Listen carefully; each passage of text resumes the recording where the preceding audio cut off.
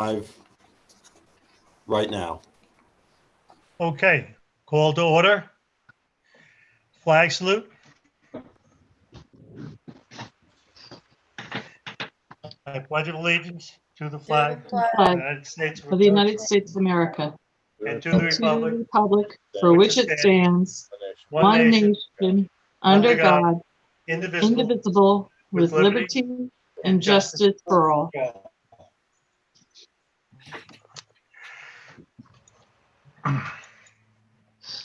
Open Public Meetings Act statement. The New Jersey Open Public Meetings Law was enacted to ensure the right of the public to have advance notice of and to attend the meetings of public bodies at which any business affecting their interest is discussed or acted upon. In accordance with the provisions of the Act, the Board of Education has caused notice of this meeting to be published by having the date, time, and place thereof posted at the Augusta, Branchville, and Sussex post offices, and the notice sent to the New Jersey Herald, Star Ledger, and the clerk of the boroughs of Branchville and Sussex, and the townships of Frankfurt, Lafayette, and Wantage. Mission statement. Hold on 1 minute. I lost my place. High Point Regional High School, in partnership with staff, family, and community, is dedicated to the quest for individual excellence. By fostering high standards of achievement, we prepare students to become responsible and productive members of a diverse society. Do we have a roll call? Ready? Debbie Henderson, Present. Dr. Karaza, Present. Mr. Dunn, Here. Mr. Arnold, Here. Ms. Nugent, Here. Ms. Smith, Here. Ms. Sedona, Here. Dr. Kehoe, Present. Dr. Ripley, Here. Mr. Ancliffe. He's here. Yeah, I see him. Okay, we're good. Okay. A motion will be made that the High Point Regional High School Board of Education enter into executive session to provide an update on legal, personnel, and negotiations items, which are exempt from public participation pursuant to New Jersey Public Law 1975, Chapter 231, Open Public Meetings Act. Any discussions held by the board which need not remain confidential will be made public when appropriate. Minutes of the executive session will not be disclosed until the need for confidentiality no longer exists. The board will reconvene in public session virtually at the conclusion of the executive session. It is now anticipated that any action will be taken. We have a motion to go to executive session. So moved. Second, all in favor? Aye. Aye. All opposed? Seeing nobody opposed, we'll move to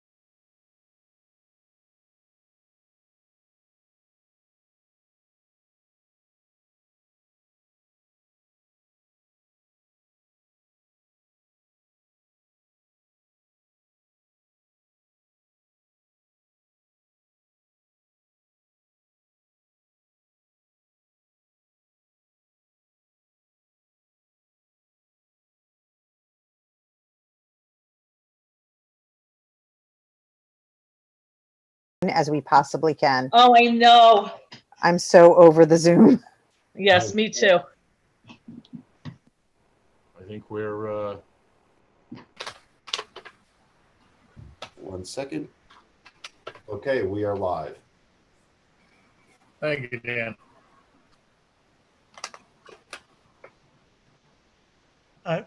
We are live? Yeah. May I have a motion to return to public session? So moved. Second. All in favor?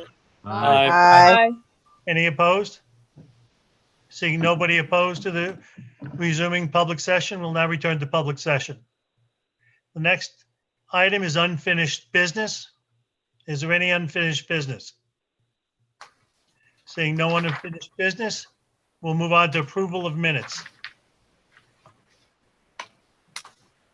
All right, I need a motion to approve the regular minutes of June 16th and the executive session minutes of June 16th. I make a So motion. moved. All Second. right, wait, we have Okay. Gail and who's second? Spencer second. Big Myself. Spencer won the race. All right, let's do a roll call. Mrs. Anderson, Yes. Mr. Ankleff, Yes. Mr. Caraza, Yes. Mr. Dunn, Yes. Mr. Arnold, Yes. Ms. Nugent, Yes. Ms. Smith, Yes. Ms. Dona, Yes. Mr. Kehoe. Yes.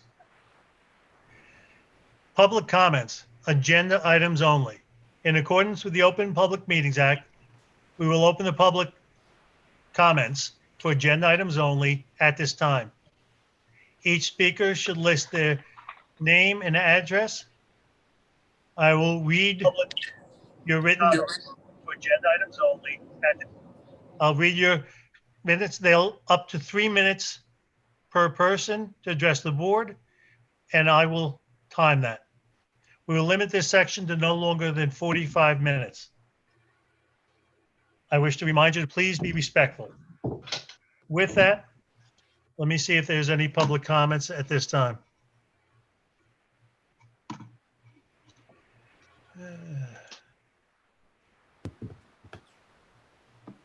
So far, we have no public comments.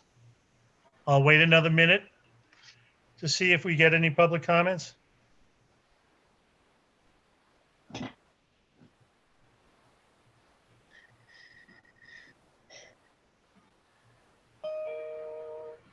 All right,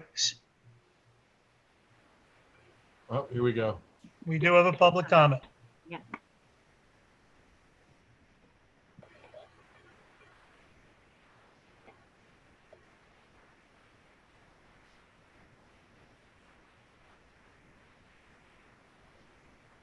Dan?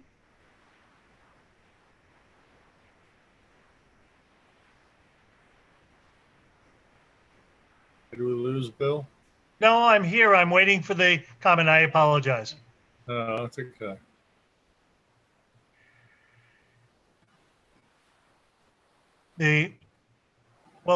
We're taking public comments, not questions. Janice Matthews from 85 Snover Road in Wantage is wondering about the revised job description for item 14. And that'll be reviewed at that time.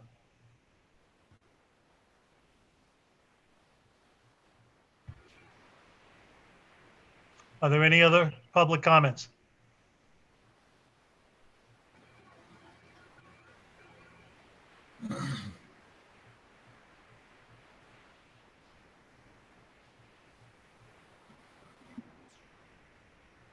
Nothing. All right. We do have another public comment section at the end of the meeting today. We're going to move on because we have a busy schedule today, and we can always get back to any other public comments at that time.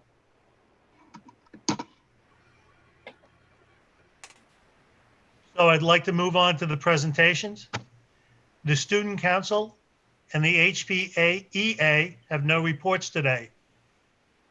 Principal's report and athletics, Mr. Talamay. Thank you, Dr. Kehoe. Hopefully everybody can hear me okay. It's, again, like Mrs. Smith said, the Zoom world is upon us, and we just kind of work through it. So I wanted to give a brief update, if I could, on our outdoor graduation ceremony, which we are excited to have this week on Thursday. We are hopeful for a nice window of good weather so we can get that ceremony in. This is a conversation we really started probably having back in April and May. So it's been a long conversation about the details. As you all are fully aware, there's a lot of guidelines for the state to be able to have an outdoor ceremony such as this. We are abiding by all those guidelines, of course.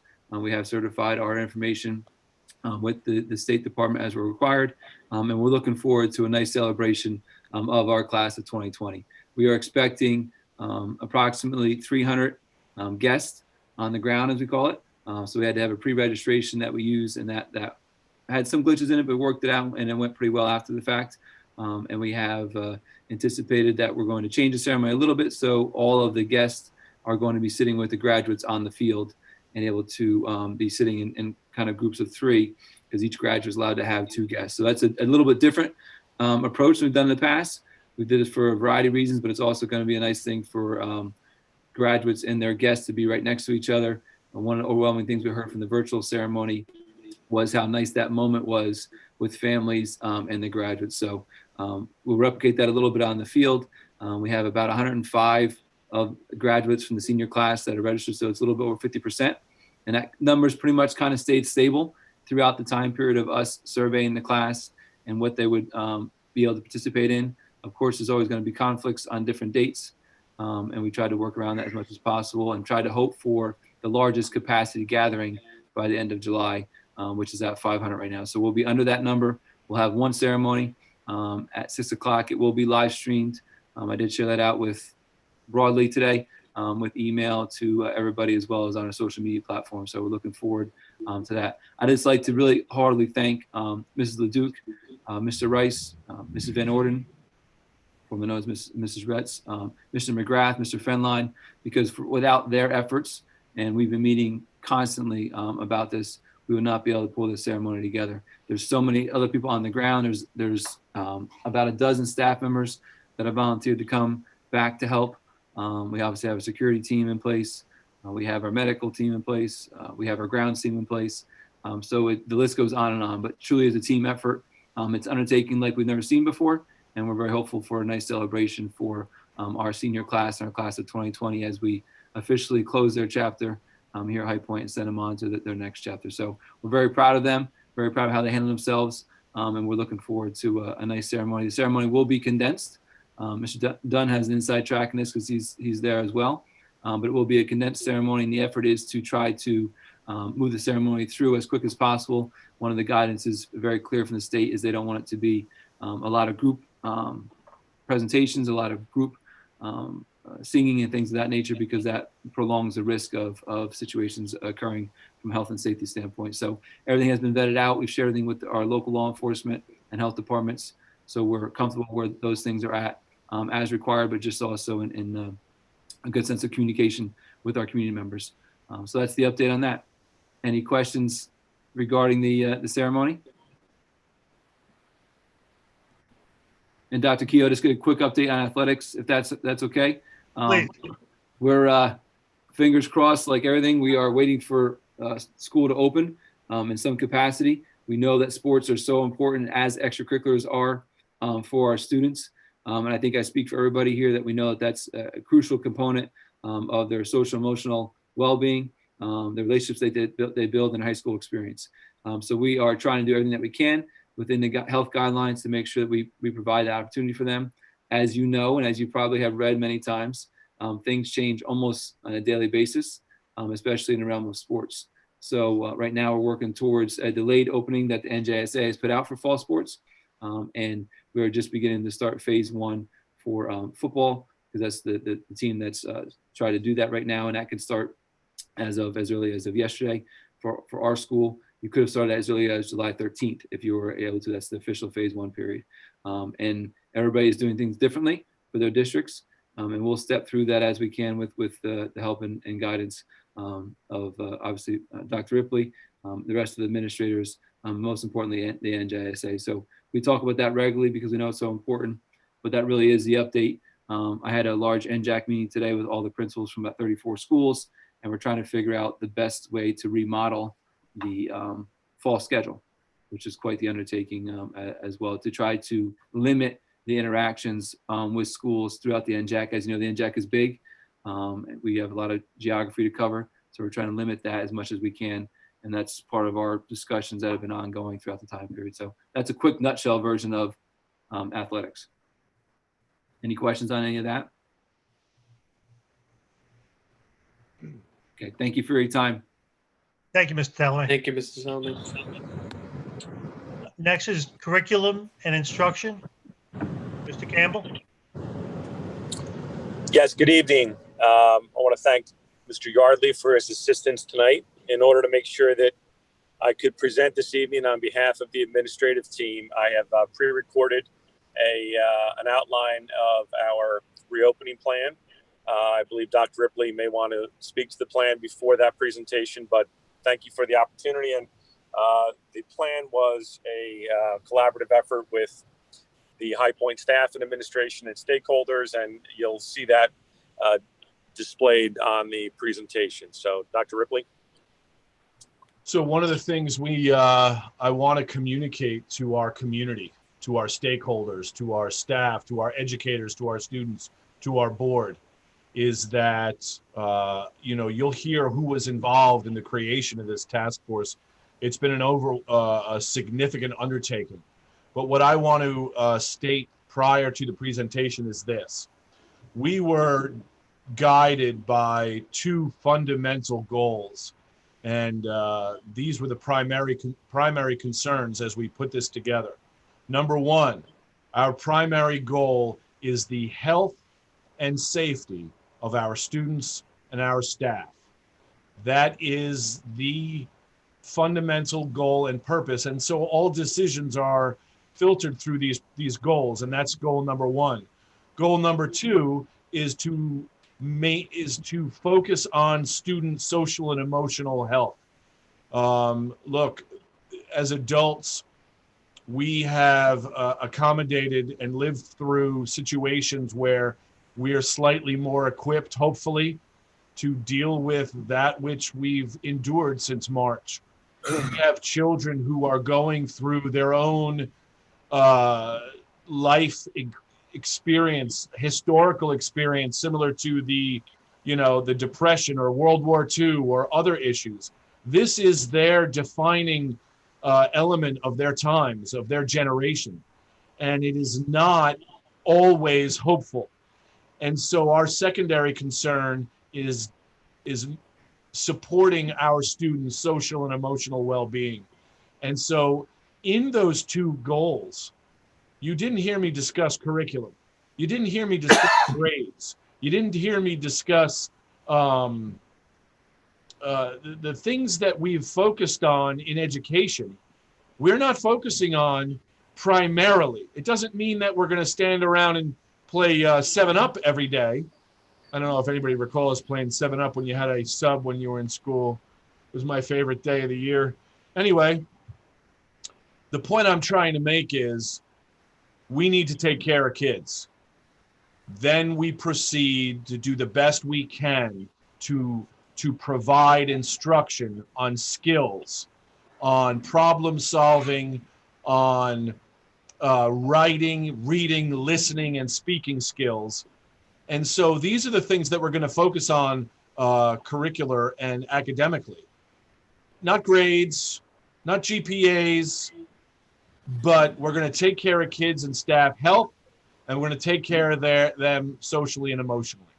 And then hopefully we can stem the tide of regression from what was lost possibly in the spring. It is our hope we're able to open. It is what we're planning for. We will discuss alternatives as we proceed, but it was important for me to communicate that to everyone. That is our stated focus this year in opening in what we will present now.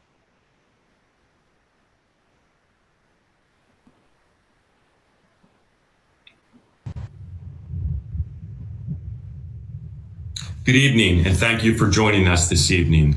I have pre-recorded this presentation just in case there are any connectivity difficulties with presenting at our virtual board meeting. We are absolutely thrilled to be reopening in September, and we know that you're excited as well. So it is a privilege to present to you tonight our reopening plan. This plan will be posted to our school's website along with all other COVID-related information. It is on our information center, which pops up as soon as you go to High Point's website. This is the third COVID-related plan that we have published.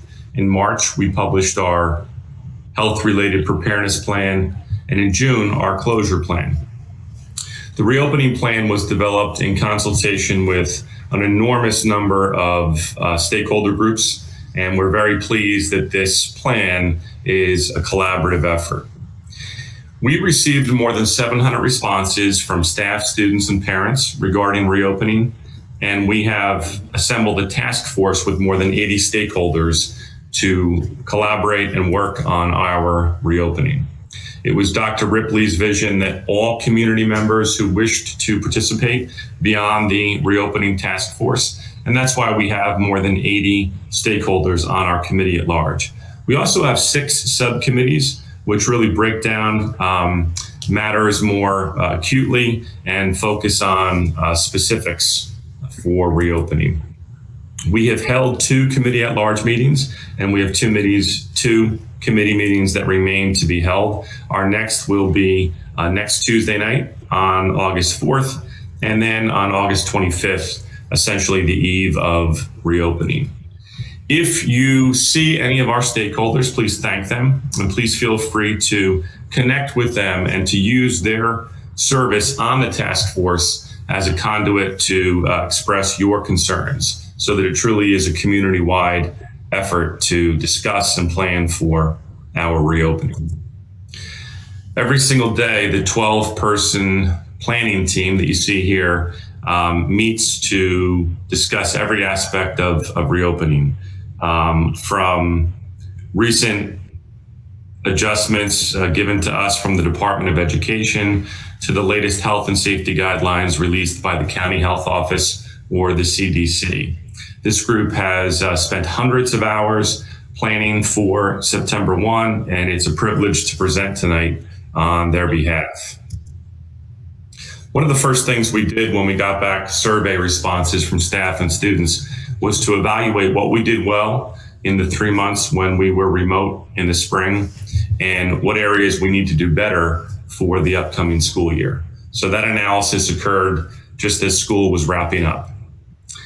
The Road Back is a 106-page, exhaustively thorough document released by the Department of Education. It was released on Friday, June 26th, and that very same day, Dr. Ripley invited all stakeholders in the High Point community to serve on our reopening task force. The reopening plan essentially goes step by step and explains how High Point will meet the 4 areas outlined in the Road Back for our reopening, moving rather quickly. First, all staff and students will have to wear face coverings. Even when students are in a classroom where 6 feet of distancing can be maintained, face coverings are required. All persons entering the building will undergo a daily screening, and if they are symptomatic or if they reveal a temperature of 100.4 or greater, they will be quarantined. And we will do that in a discreet, respectful manner. Field trips are suspended at this time. The use of laboratories will be heavily regulated. We're going to reduce the number of bathrooms available so that we can have a rotating schedule during the day and have them cleaned, as well as cleaned and disinfected each night. Hand sanitizing dispensers will be installed in all classrooms.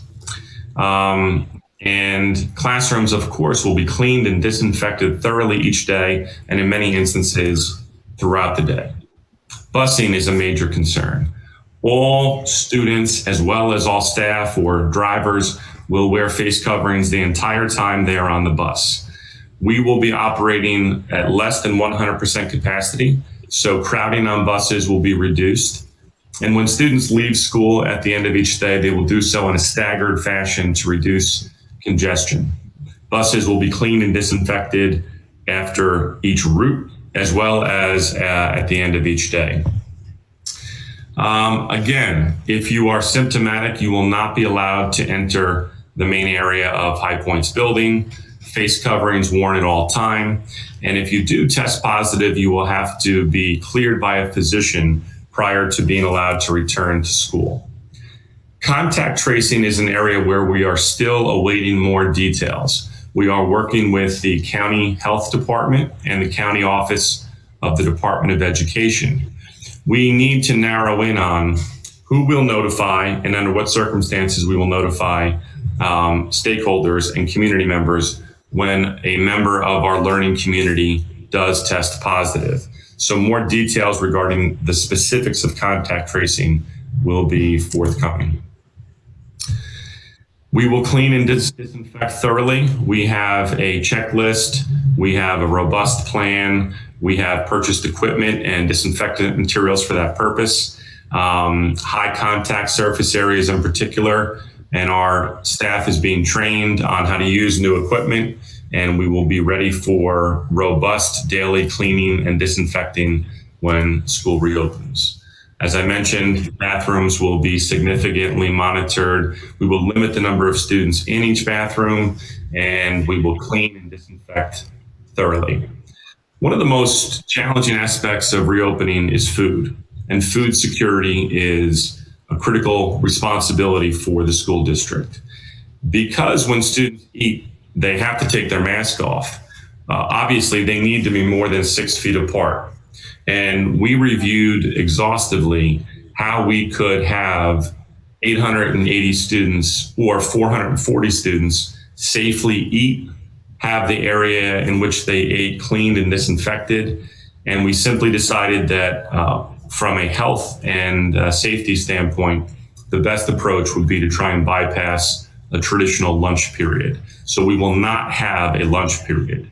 Pre-packed meals will be available for students before they leave, and we are considering a breakfast option, which would allow us to serve food in the morning, thoroughly clean and disinfect an area that would not be used until the next day. We have spent a considerable amount of money on supplies in order to reopen. Most of those purchases have come from the $55,000 we received from the CARES Act. Physical education, along with athletics, have very unique regulations. Locker rooms will be closed until further notice. And so students will be asked at some point to dress in a manner that is conducive to phys ed class. A key issue many of you are anxious to hear about is our daily schedule. We will not be utilizing our traditional rotating drop block schedule that you see on the screen. And we will have to plan for the possibility of full remote learning, similar to what we did in the spring. If we need to do that, our plan will be very similar to the red silver days that we utilized in the spring. Each aspect of our plan took into account our primary concern, the health and safety of students and staff. As such, we will operate at 50% capacity to reduce contact. Cohorts. The 50% capacity will create 2 student cohorts. Rather than have freshmen and sophomores one day and juniors and seniors on the other, and we're not doing that because that could create classes with 25 or 30 students in them, which is not ideal. We are going to have an alphabetized, course-balanced set of cohorts. So it will be 9th, 10th, 11th, and 12th graders. We will make sure that students in the same home, obviously, are here on the same days and home on the same days. And rather than have all 8 instructional periods, we will have 4 so that we can cut in half the number of times that students have to change classes and interact in the hallways. We're going to dismiss at approximately 11:20. And again, that is in an effort to bypass a traditional lunch period. So let's take a look. Here's our schedule. It will be sent out to you on social media. It's on our website, and we welcome your questions because it is a bit daunting to figure out this at first glance. Let me try and explain how this schedule will work. All students will be assigned to be part of cohort A or cohort B. On Mondays, students in cohort A will come to school at regular time, and they will attend 4 50-minute classes in person. Simultaneously, students in cohort B will be home, and they will be working on assignments for 1 to 4, or they will be pushing in digitally and using Zoom or Google Meet, etc., to connect with those classes. We have a nearly 2-hour block for a transition, and then at 1 p.m. on Monday, all students from cohort A and B will virtually meet with their teacher for period 5 and then period 6. Tuesday, cohort B students arrive at their normal time, attend 4 50-minute classes in person. Students in cohort A are now home on Tuesday, and they work on assignments for these classes, or they push in virtually and engage. 148 minutes, I believe, later at 1 o'clock, all students from both cohorts engage with period 7 and then period 8. In the middle of the week, all students are home. We have a remote day where students will meet in all 8 of their periods. Built into the schedule, we will have specified times where we encourage students to contact their teacher and have essentially appointments or office hours, so that the day for both staff and students doesn't have an endless feel to it, but rather we structure and contain when those interactions will most often occur. So as mentioned, we'll be operating at 50% capacity. We are so pleased that we were able to coordinate with our partners at Frankfurt, Lafayette, Montague, and Sussex Wantage. In particular, Frankfurt and Sussex Wantage have a very similar schedule, and so siblings who attend Sussex Wantage or Frankfurt and High Point, we have coordinated together and ensured that those students will be in school on the same days and home on the same days, which should be helpful for childcare. Students and parents, we will notify you within the next few days. By August 5th at the latest, you should hear via email of which cohort your student will be in. All staff will be invited to participate in professional development in August, and most staff will be receiving new Chromebooks this year. We will have unique and specific accommodations for students who have an IEP or a 504 plan. And we're going one-to-one. Every student at High Point will have their own Chromebook to bring home. One of the benefits of this is that through caching, you can download materials on the Chromebook when you're on site, and then you can access and edit those materials at home, even at times when you have a Wi-Fi disconnect. So that's a great tool for us to battle that digital divide. Some tiered supports. Knowing that there was a gap in learning from the remote instruction in the spring, 70 students recently completed skill remediation and credit recovery in July.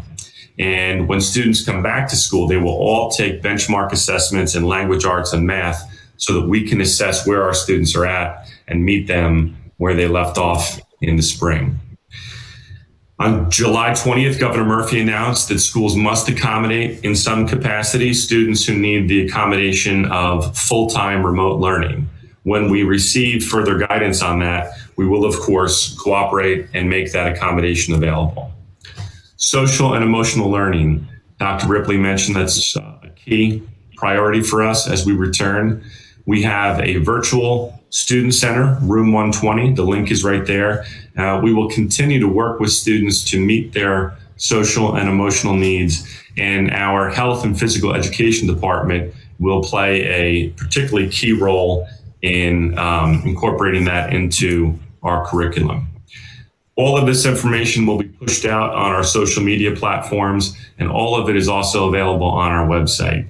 In addition to that, please contact myself or any of our administrators if you'd like us to speak to you over the phone or email and further explain the specifics of our reopening plan. Once again, it was a privilege to present this on behalf of my colleagues, and we want to thank our stakeholders for their input, and we're very, very excited for a robust month of planning in August and a great reopening in September. Thank you, High Point.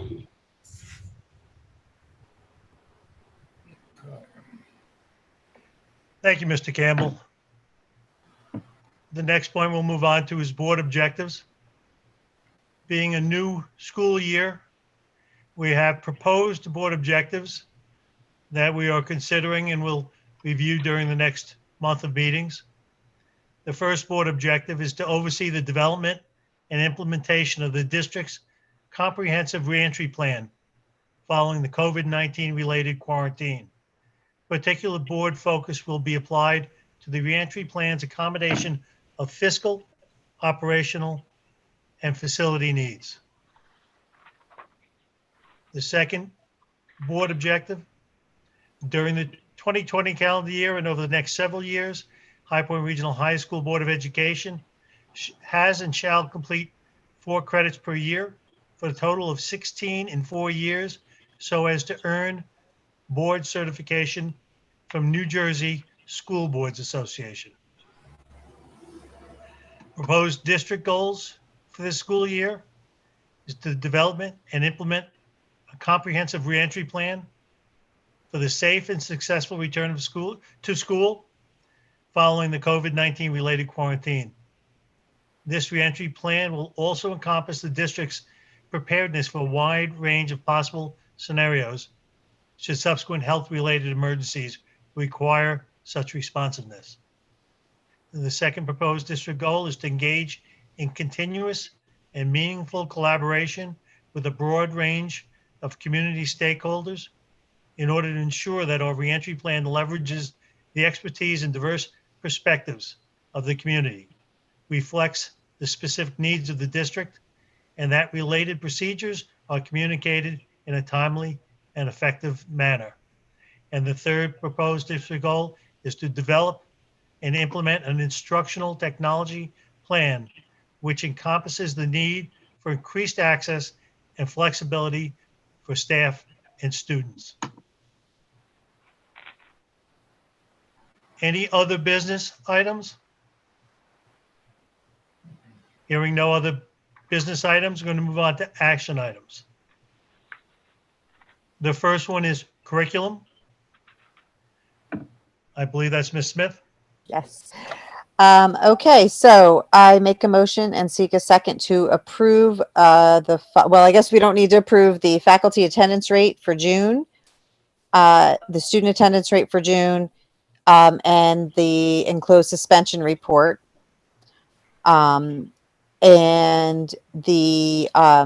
So I make a motion and seek a second to approve following items 4 through 12. I'll do them in one foul swoop, but I will read each one. So 4 is to approve the harassment, intimidation, and bullying report for the periods of June 16th through July 28th. Number 5, to approve that recognize that there are no curricular field trips listed on the roster. Approve professional development activities as listed on the attachment A6. Number 7, it is recommended that the board approve High Point's Regional High School to act as an independent lead educational agency to pursue $26,327 in funding through the Carl D. Perkins Career and Technical Education Grant. The board rescinds its previously granted approval to join with a consortium of Sussex County schools headed by Hopatcong Borough School District for the purpose of pursuing Perkins Grant funds.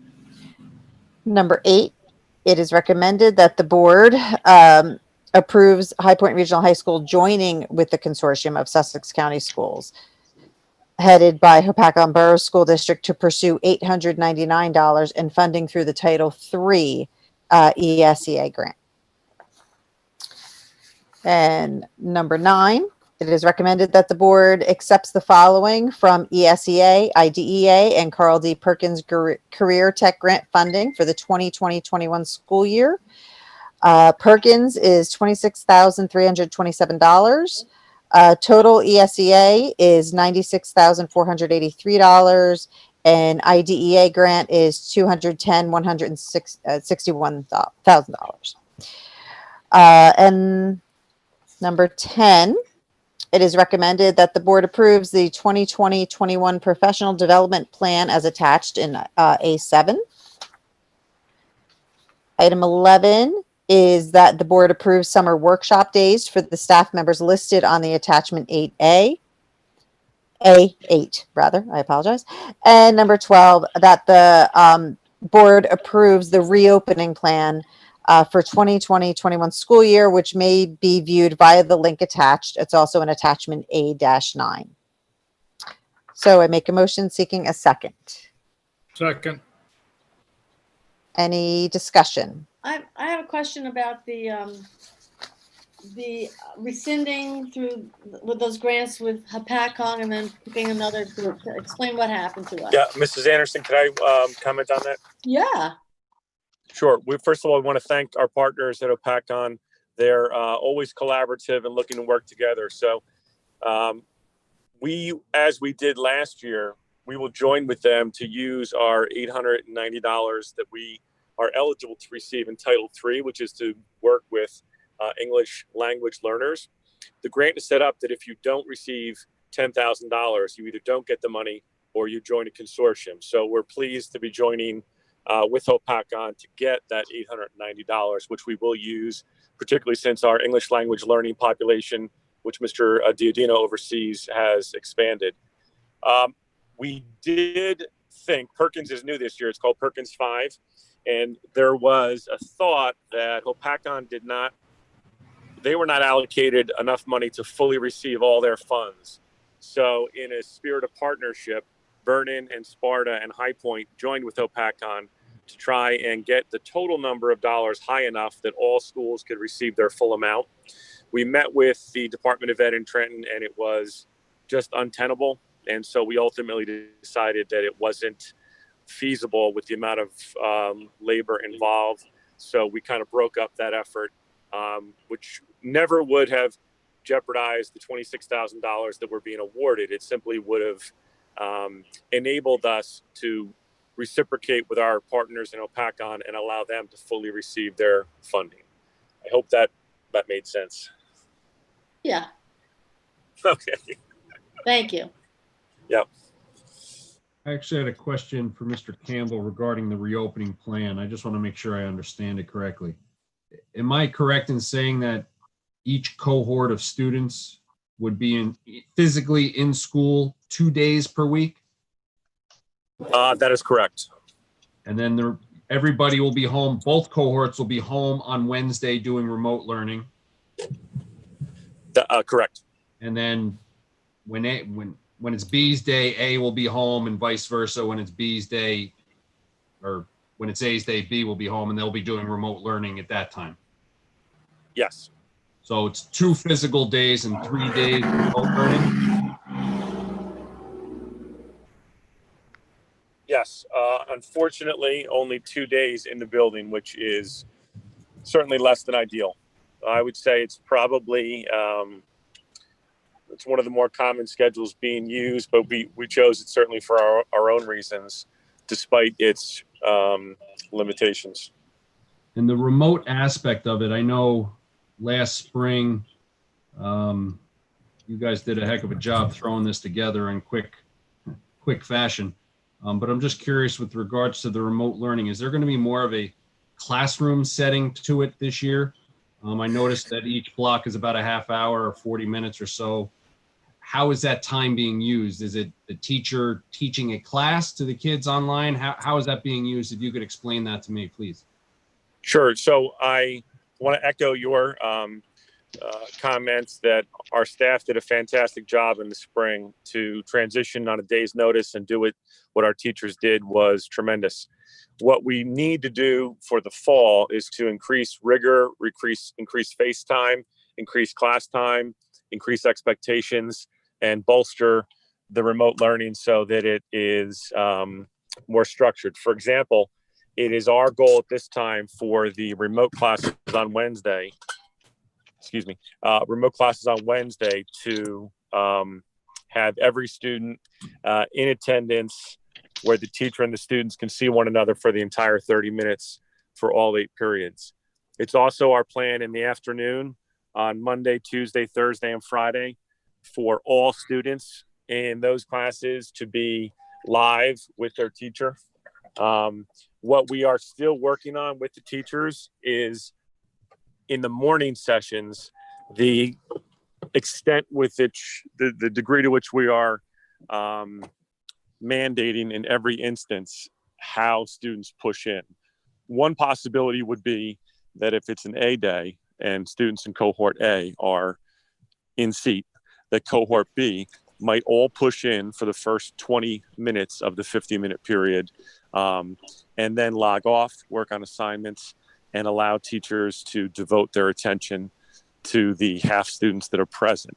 But we're going to work with our teachers over the next month to really kind of dial in on what those expectations will be when the students are not present. But they will be significantly more structured and more demanding than they were in the spring. And it sounds like a lot more FaceTime and almost instruction-like setting than as compared to the spring, correct? Absolutely. Thank you very much. Any other discussions? I think it's Okay. worth recognizing and thanking all of those that were involved in that reopening plan. As I'm sure that there were hours and hours put into that, and that's not something that would happen in a typical year. And go ahead, Seamus. I think I said in my presentation, so it's a privilege to be presenting that, but the staff has been great, the stakeholders have been great, they really have, but the 12 people on that one slide, the administrative team, along with transportation, security, technology, and I'm not forgetting anyone. Facilities. Facilities, thank you. Are meeting 5 to 7 times a week, extensively. So on their behalf, Mr. Dunn, thank you for the acknowledgement. It's been a privilege to be in this position. There's a great need for planning, and we're doing a lot of it. And I think we're all aware of the fact that next week everything could change again. And that group will be working their butts off again and again and again. And it's going to happen all through September and October and November until things settle out. Whenever that's going to be, whatever it looks like. But this is an ongoing process, and they've done a tremendous job to put it on paper, and it's going to continue.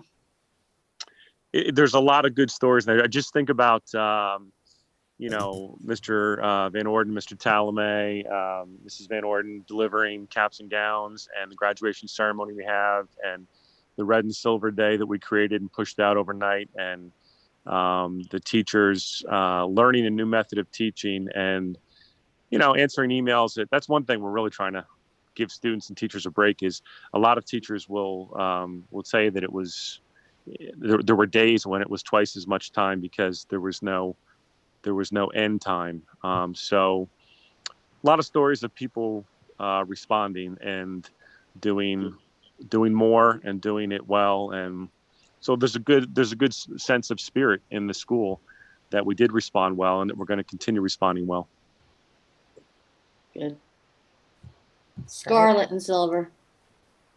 Oh, thanks. All right, any other discussion? Okay, roll call, please. Anderson? Mrs. Anderson? Yes. Mr. Ancliffe? Yes. Mr. Caraza? Yes. Mr. Dunn? Yes. Mr. Arnold? Yes. Miss Nugent? Yes. Miss Smith? Yes.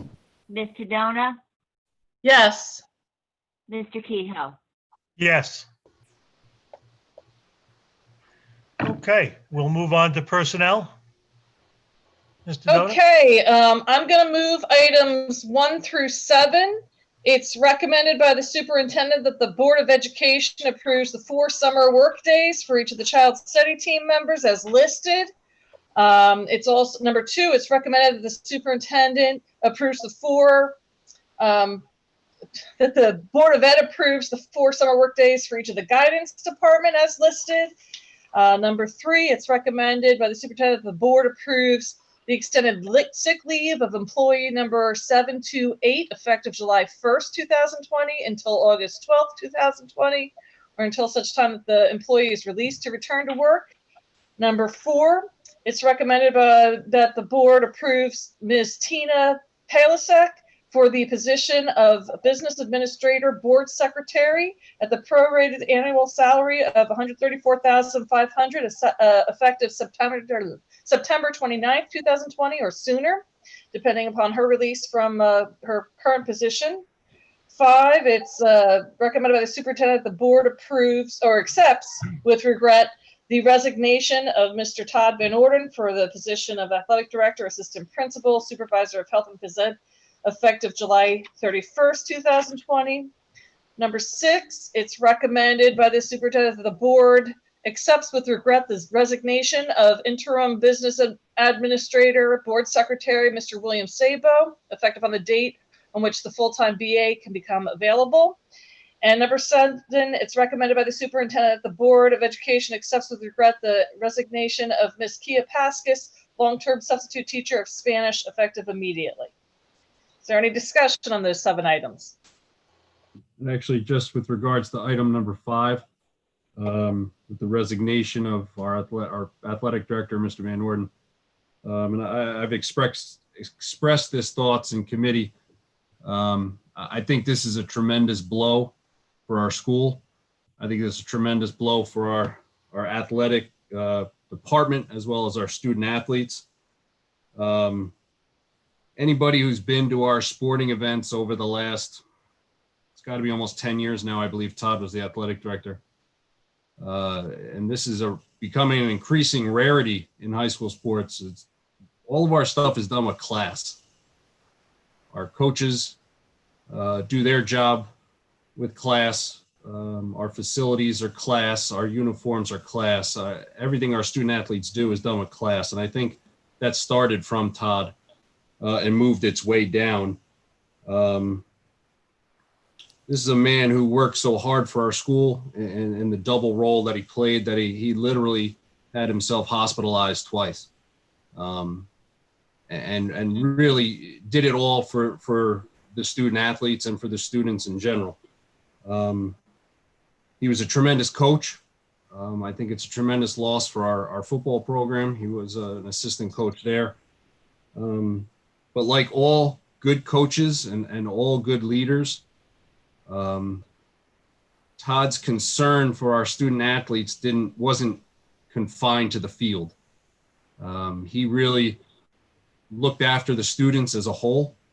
And he really had a tremendous influence. And I know personally from my own son, he had a tremendous influence on my own son and many other students in a positive way, dealing with things outside of the athletic realm.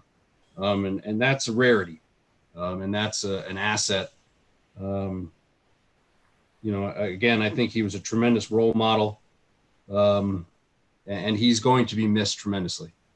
I do wish him nothing but the best of luck. Unfortunately, he's going to our rival, so I hope he doesn't, I hope he does well there is all I'll say. But I do think it's a blow for our community, and he definitely will be missed. And I think his service really should be acknowledged, and the tremendous effort and the tremendous influence he had in his time here. Thank you, Mr. Krause. I would like to say that I had grown very close to Mr. Van Orden. His presentations at the Hall of Fame were top notch. He is an exceptional public speaker. He can captivate an audience. He is self-deprecating humor, inspired the crowd in what sometimes were long meetings, but they didn't feel that long because he was so exceptional at running them. He brought back the Hall of Fame. He transformed the hallway to the athletics department and put up beautiful wall hangings to recognize students who are playing college athletics. He did everything that was asked of him. And look, in these jobs, there are moments of itchings and scratchings between each other. But I just want to say, Todd, I love you, and I will miss you on a personal level. And I hope that you receive that man to man. Good luck, brother. Okay, if there's no further discussion, roll call. Right. Mrs. Anderson? Mrs. Anderson? Yes. Thank you. Mr. Ancliffe? Yes. Mr. Caraza? Yes. Mr. Dunn? Yes. Mr. Arnold? Yes. Miss Nugent? Yes. Miss Smith? Yes. Mr. Dona? Yes. Mr. Kehoe? Yes. Okay, I'd like to move item number 8. It's recommended the superintendent, the board accepts with regret the retirement notification of Mr. Brian Van Horn, the custodian, effective September 30th, 2020. And item number 9, it's recommended by the superintendent, the Board of Education accepts with regret the retirement notification of Mr. Andrew Maransick, teacher of physical science, effective September 1st. Second. Any discussion?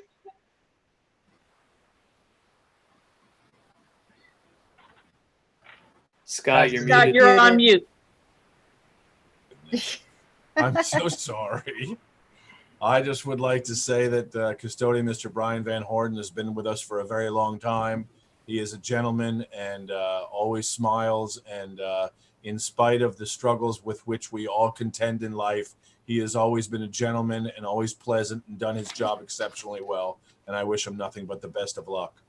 And Mr. Morancic, who has been here, I don't know, probably about 20 years. And he is going on to experience, hopefully, positive. It's my understanding he's going to go retire and teach with Mr. Kavmeyer, but I don't know if I'm letting the cat out of the bag, if that was a given or not. Anyway, we wish you nothing but the best, Andy. And I've always enjoyed our interactions together, particularly when you came up with the plan for big science. Well done and good luck. Thank you. And apparently, future students will not have the wonderful experience of sitting in Andy Morancic's classroom listening to the Dinosaurs from Outer Space story, which I never got to hear because he didn't tell it to you unless you're one of his students. So if any of you know the story, you'll have to get it and publish it.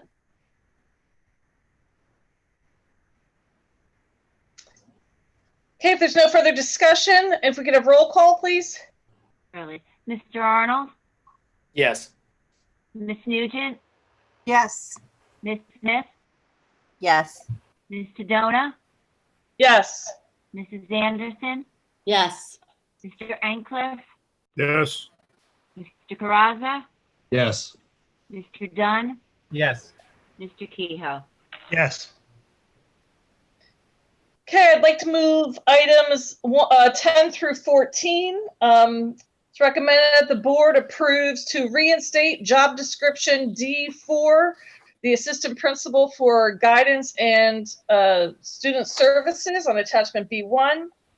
Also, number 11 is the board approves the revised job description D3 of athletic director, supervisor of health and physical education, attachment as listed in attachment B2. Number 12 is that it's recommended that the board approves the revised job description D20, academic supervisor STEM, is listed on attachment B3. And number 13, it's recommended that the board approves the revised job description D19, academic supervisor of humanities, attachment B4. And then 14, that the board approves the revised job description A1, for the superintendent in attachment B5. I have a second? Second. Any discussion? So Go ahead. you go ahead, Gail. I mean, I've expressed it, but I just would like to say that I feel that it's a conflict of interest for the superintendent to be directly supervising this child study team and special services. And also in light of the issues presented by the pandemic and the state aid cuts, I don't feel that Dr. Ripley has the time to focus on the special services, which is a full-time job, I believe. And then finally, I also feel like it's conflict of interest to combine the guidance and assistant principal jobs. So I really have trouble supporting these job description changes. I would also like to say, I don't like going against the superintendent's recommendation, but I believe we need the position of a special education supervisor or director. Money has already been allocated for this in the current budget, and nothing against the current supervisors. I believe you can do the job too, but I feel there needs to be a separation. I think that with the restructuring of the job descriptions, the superintendent will only be directing the child study team, a team of 4 or 5 people, and special services educators and paraprofessionals will be under the direction of the classroom supervisors, the humanities and STEM supervisors. And I think that there's a very manageable situation, and under the circumstances of the amount of money that's going to save us, not just for this school year. I understand that it was budgeted for, but with the upcoming cuts that we all know are going to happen, this is a very responsible way to fiscally manage what's going to hit us in the spring. I think it's a good thing to do this. And I have to say, I agree. Being a child study team director, I've been that role. I am a dual role of LDTC and child study team coordinator now. I don't see how there's any conflict of interest at all, because the person who oversees these pieces are the ones who are in charge of all the decisions, whether it's the superintendent or the director. They usually work in concert. So being that I've been on the inside and I know what this role entails, although they're specific, it is a very specific skill set. I think that this is the best course of action. In certainly, you know, Dr. Ripley is willing to take it on for himself. And you know, if he feels confident that he can do the job, we're, you know, and it's going to save us a significant amount of money, I think that we would not be wise to go against that. And it's not a forever thing, Patty. Nothing is. Right. I appreciate your concern, but it's not a forever thing. It's something that we need to do now to get through what's happening now, and financially and management wise. And I think it will be fine. It won't be the best case scenario, but we don't have that anywhere right now. It will be fine. And when we are able to restructure, we will do that again. And sort of repeating what Debbie just said, I initially had some grave reservations about some of these changes, but I think under the current financial circumstances and the fact, as Debbie just indicated, that we can amend this in the future, I think it's worth giving it a shot at this time to determine and at least reap through this year the financial savings that are been discussed, and we could always fix it in the future if necessary. But at this point, I think I'm willing to give it a try under those circumstances.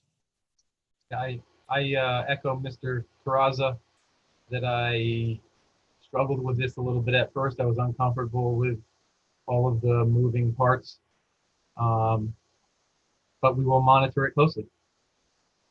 And we wish success in all ways. I think that, you know, we all recognize the financial situation that we're in and the extraordinary circumstances that we're going to be in for the next several years, pandemic or no. That said, Dr. Ripley, with all due respect to you, your job has become more difficult in the past few months than it ever has been. And it's required more time and energy from you than it ever has. And I think that to add another really, truly major and important responsibility to your plate isn't fair to you. And I know that you're capable of it, and I know that your recommendation is that you take that responsibility on. But I think that I have to agree with Gail and Patty that you need the time and 100% of your time and energy dedicated to your role as superintendent, and that our special services teachers and students deserve someone in that position who can give 100% of their time and energy to that position. So recognize that this is a really difficult and almost impossible position that we are in, but there are only so many Band-Aids we can put on this before we address the problem at its root. I would like to say, just from experience and, knowing around here, recognizing that we are a grade 9 to 12 district, to have somebody full-time just as director of special ed, there aren't many places locally that are still doing that. People that, they're either shared services or it's a K to 12 district. So I think at some point, whether it's now or whether it's down the road, this is not going to be I just don't see it remaining a full-time position on any level. I just don't know how you can maintain it financially and with the, looking at the grade levels and the number of students that we have. So that's just something to think about. And that's not to say that I did not have concerns in the beginning as well, but thinking it through and comparison to other districts and knowing what the job entails and knowing how much money it's going to save us, I just don't see how we can't do it, because we're going to have to do it eventually. I have 3 things that I would like to mention. First, we are already talking about reorganizing shortly, but yet we're giving people pay raises for what appears to be temporary responsibility. Pay raises that we can't take back. Second, we have to consider the best interest of our special education students and make sure we're acting in their best interest. And finally, we're a board of committees. We all can't get involved in it. We don't get involved specifically in it. So we have to rely upon the committee, and particularly the committee chairman. And I have to defer to the committee chairman on the issues which she is directly in charge of. And if she has concerns with it, I certainly don't think myself, who's not on that committee, should be arguing against her.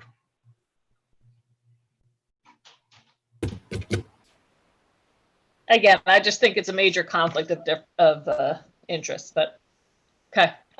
Any other discussion? Okay, roll call. All right. Mrs. Anderson, Yes. Mr. Arnold, You're muted. you're muted. Thanks, everybody. Sorry about that. Yes to, what is it? 10 through 13, no to 14.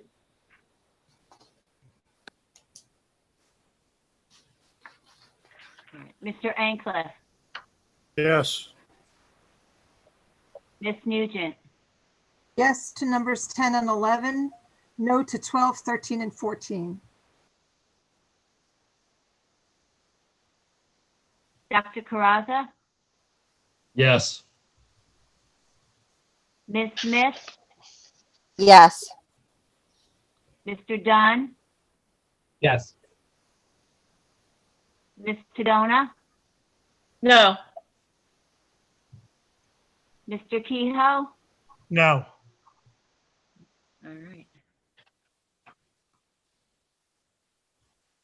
We have 10 through 13.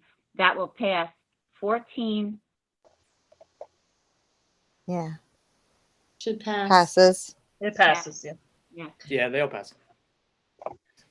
Okay, moving on to item number 15. It's recommended by the superintendent that the board approves Mr. Christopher Dexter for the position of athletic director, supervisor of health and PE, effective August 6th. at the prorated annual salary of $111,000.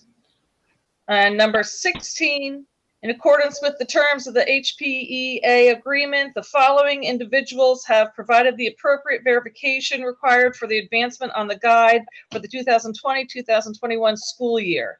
Kira Whalen as listed, and Ann, oh no, Yucca Reno as listed. Sorry if I messed up your name. Can I have a second? Second, Roll call? Mrs. Anderson, Yes. Mr. Arnold, Yes. Mr. Ancliffe, Yes. Miss Nugent, yes. Mr. Caraza, Yes. Miss Smith, Yes. Miss Dunn, Yes. Mr. Dona, Yes. Mr. Kehoe. Yes.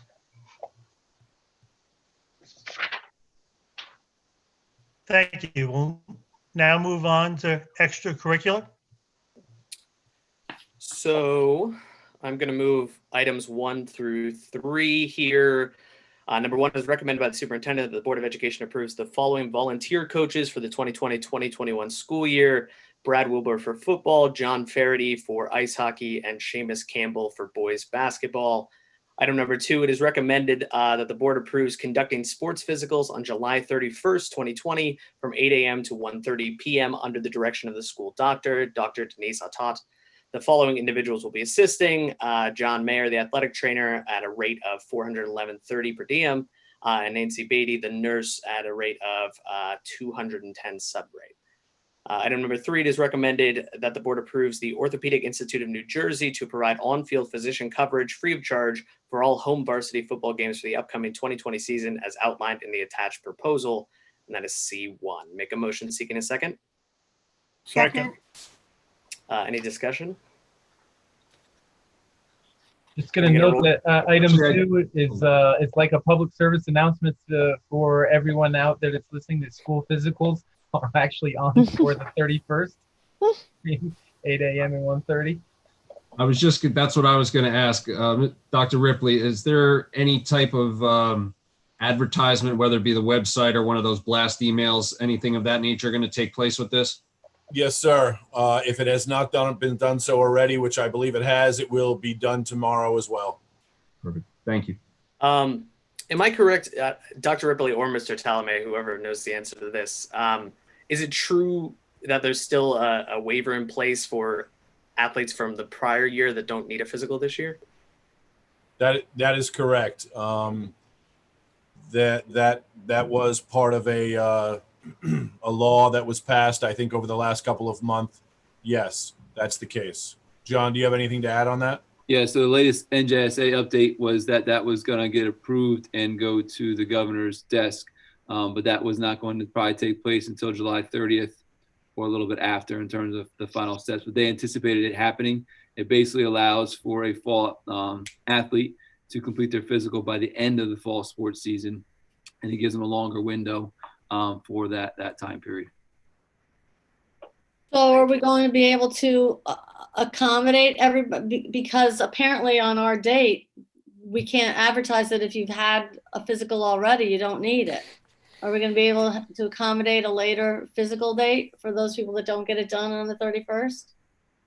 I mean, if we knew today that if you had your physical prior to last year, if you were a freshman, sophomore, junior last year, and that you could forego this physical on the 31st, then we would free up a lot of space, which was the anticipation that we wouldn't be crowding all these kids in for physicals because they didn't need them. But now it seems like it is anticipated that the governor will sign that. If it does not occur, which all indication is that he will, then we will reconsider if that's necessary. So again, my question is, are you going to advertise that you don't come in to get a physical on the 31st? If you had one last year, please do not come to school. Or are we not doing that? I wouldn't do, my suggestion would be not to do that because it's politics. God knows what's going to happen. And I don't say that, and I don't mean to say that negatively, but until that signature is on the line, it's not a done deal. So I don't think we should be advertising. I personally don't believe we should be advertising in that regard unless before the 31st, if he were to sign it on the 30th, for instance, and another email went out saying something along the lines of, hey, 8th graders only, or upcoming freshmen only, or whatever it may be. Anybody that didn't participate last year. Right. Or didn't have a Until that physical signature is on the line, I would not recommend doing that. And then we are going to be in a situation of a crowded single day of physicals where we used to have multiple days. I don't know. Could we send out like like that morning? If he signs it on the 30th, right? Is that what they're saying? That he's supposed to sign it on the 30th. Could we send out a mass email or phone call that morning that says, this just in kind of thing? To be honest with you, I thought that it was law. I could be wrong. I thought it was already signed into law. Nevertheless, the Affordable Health Care Act means that people can get their physicals for free with their local with their primary physician, and most schools have gone away from having any free screenings or physicals such as this. So I think that we've reduced it from what we once had to have, which was 4, down to 1. I still think it's an accommodation to our community that is not necessarily required, and I think that it is an appropriate one-day accommodation. But I do believe that, again, I could be wrong, but I thought it was signed into law already. So you don't expect a big crowd anyway because of affordable health care? You don't expect a big crowd?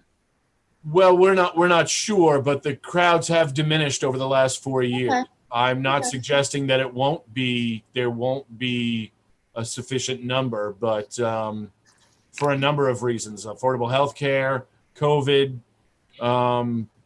the extension about which we've spoken, and cost savings, and very few districts are still conducting in-house physicals. We thought that reducing it to 1 was an appropriate accommodation. Okay. We could always add a second date, right? Theoretically, but the problem with If we that, need to. right? So one would hope if that were the case, that anyone participating in a fall sport would come to on the 31st, and anyone who in the future would require it, if we were to follow through with the second one, would be for a subsequent season. Dr. Ripley, can we get your assurances? You'll look into it in the morning and make sure it's properly taken care of? Yes, sir. Thank you. And they'll be doing screenings too, temperature checks on the students before they come in? Or what happens with that? And masks? Masks will be worn. I sent an email out to today that anyone entering the building will be required to wear a mask. Temperature screenings are not being recommended by the New Jersey Department of Health, to my knowledge. As a matter of fact, we've consulted with nurses associations and groups, our new nurse as well, who does not recommend that for various reasons. Okay. So we will require masks, however, of everyone in the building. And will there be extra personnel around to help with social distancing? Yes, we Other will have than- our security has already developed a plan to manage that. Good. Thank you. Any other discussion? Okay, can I get a roll call on items 1 through 3? Ms. Anderson, Yes. Mr. Ancliffe, Yes. Mr. Caraza, Yes. Mr. Dunn, Yes. Mr. Arnold, Yes. Ms. Nugent, Yes. Ms. Smith, Yes. Ms. Tadona, Yes. Mr. Keyhoe. Yes. All right, if we will move on to policy. Okay, we just have one item in policy.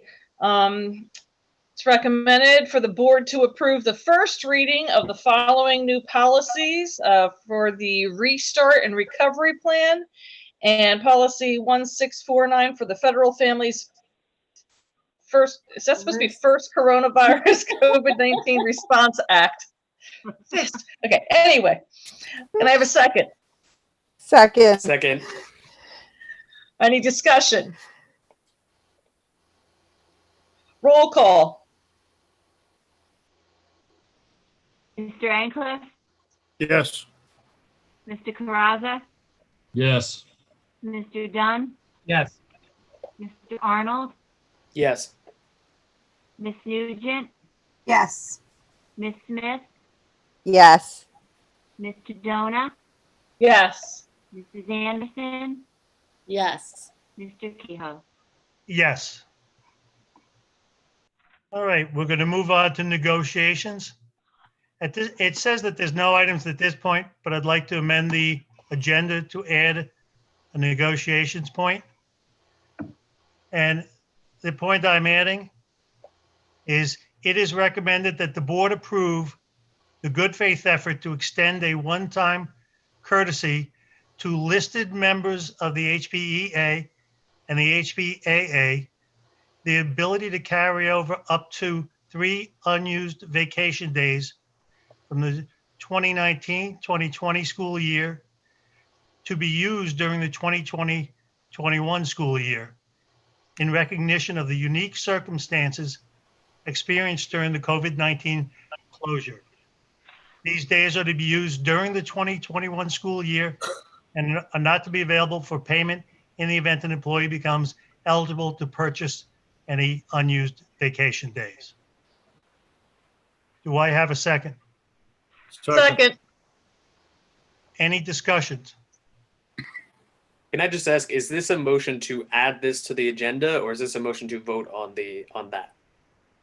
Motion to vote on that. Understood. And just to clarify, it's only for the people that specifically requested it at this time, right? It is not for people who specifically requested it. It's for we were submitted a request of 6 administrators and 3 secretaries who, because of the COVID-19 and extraordinary circumstances, were not able to use some of their vacation days. So we're making this one-time accommodation to allow them to carry over up to 3 based on the 9 names we were submitted. Thank you. Any other comment? If no other discussion, can we have a roll call? Mrs. Anderson, Yes. Mr. Arnold, Yes. Mr. Ancliffe, Yes.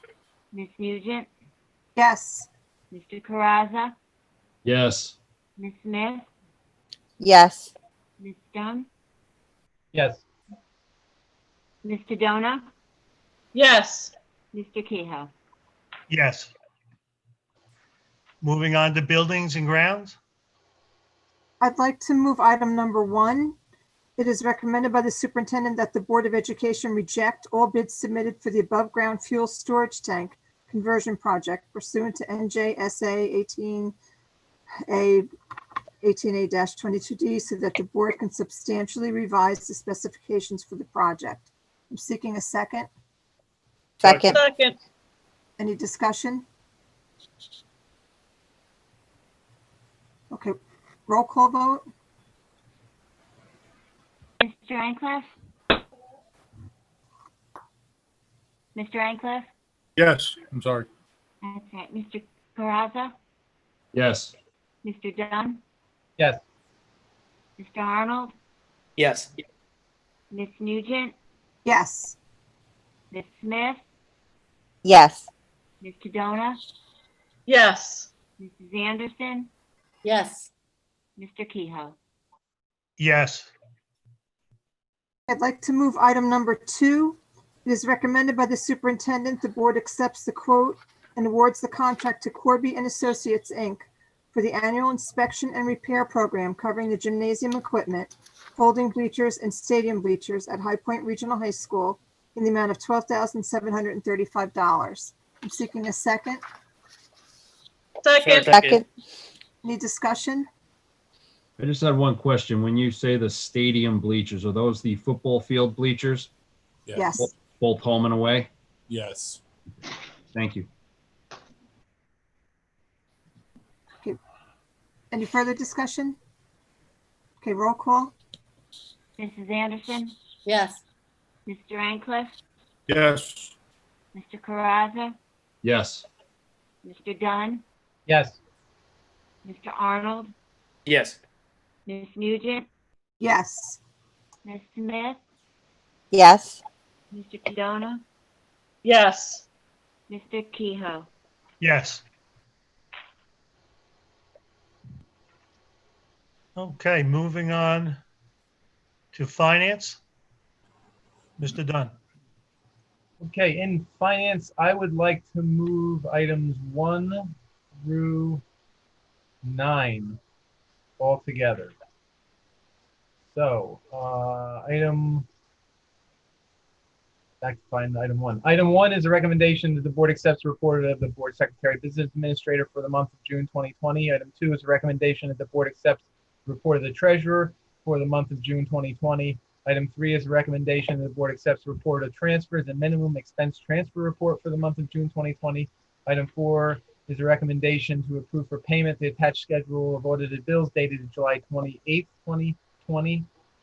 Item 5 is a recommendation to accept the adult education agency account, athletic account, cafeteria account, and school store account for the month of June 2020. Item 6 is a recommendation the board accepts the scholarship account and student activities account for the month of May 2020. Item 7 is a resolution recommending the board approves. I'll read this. Whereas William J. Sabo, interim school business administrator, board secretary, possesses a qualified purchasing agent QPA certificate, whereas the governor, in consultation with the state treasurer and pursuant to NJSA as listed on July 1st, 2020, has increased the bid threshold amount for school districts with purchasing agents who possess qualified purchasing agent certificates from $40,000 to $44,000. Now, therefore, be it resolved that the High Point Regional High School Board of Education, pursuant to NJSA as listed, established and sets the bid threshold amount of $44,000 for the Board of Education, and further authorizes William J. Sabo to award contracts in full accordance with NJSA as listed for those purchases that do not exceed the aggregate of the newly established bid threshold amount. Item 8 is a recommendation the board approves and authorizes the execution of an agreement with Bayada Home Healthcare Incorporated to provide substitute nurses for the 2020-2021 school year as listed. And item 9 is a recommendation that the board approves and authorizes the execution of the following tuition contracts between High Point Regional High School as a sending district and the following districts that are listed in the table below. I make the motion on items 1 through 9, seeking a second. Second. Any discussion on any of those items 1 through 9? Item 7, what happens when Mr. Sabo is no longer here? So he has agreed to stay on until such time as the Miss Palasek is here full time. I know, but then do we go back to our $40,000 threshold? Or does she have the same certificate? An excellent question. I have discussed that with Mr. Sabo today, as a matter of fact, and he has agreed to accommodate us and to come up with some resolution between, as affirmed by our attorney, so that we're able to utilize that until such time as she has the QPA, which I believe is slated for December. Okay. Thanks. Any other discussion on items 1 through 9? If none, may I have a roll call, please? Mr. Arnold, Yes. Ms. Nugent, Yes. Ms. Smith, Yes. Ms. Tadona, Yes. Mrs. Anderson, Yes. Mr. Ancliffe, Yes. Mr. Caraza, Yes. Mr. Dunn, Yes. Mr. Kehoe. Yes.